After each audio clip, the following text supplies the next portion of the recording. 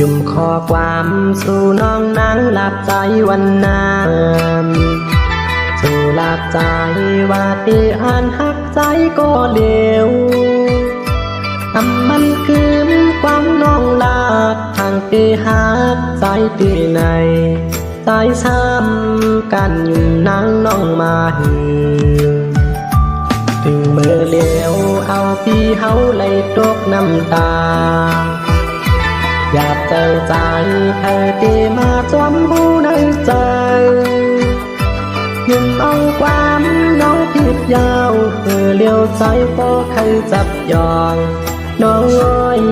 เปลี่ยนช่างมือเฮ็ดจังไหนเปลี่ยนมือไม่นางไปออกยานอยากเจอใจก็คิดตั้งล้ำกว่าตีไล่ตึกหันไม่ไหวอยู่ในตาพี่ตั้งใจย้อนสื่อทางนั้นตั้งหักน้องหมดยาวหักในใจเป็นก่อคำสุ่มยาว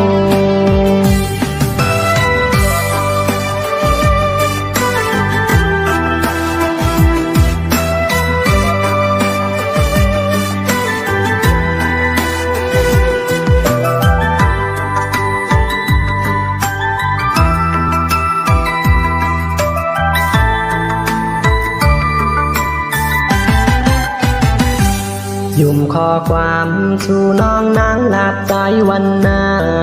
นสู่หลับใจว่าที่อ่านหักใจก็เลวมันคือความน้องลาบทางที่หักใจที่ไหนใจช้ำกันยุ่มนางน้องมาหือถึงมือเลี้ยวเอาพี่เฮาเลยตกน้ำตาอยากเจอใจให้พี่มาจอมหูในใจยุ่มเอาความน้องผิดยาวเมื่อเลี้ยวใจก็เคยจับยองน้องน้อยเปลี่ยนช่างมือเฮ็ดจังไหนเปลี่ยนมือไม่นางไปออกยานอยากเจอใจก็คิดตั้งล้ำกว่าตีเลยตึกหันไม่ไหวอยู่ในตาพี่ตั้งใจย้อนสื่อทางนั้นตั้งหักน้องหมดยาวหักในใจเปลี่ยนก็คำสุ่มยาว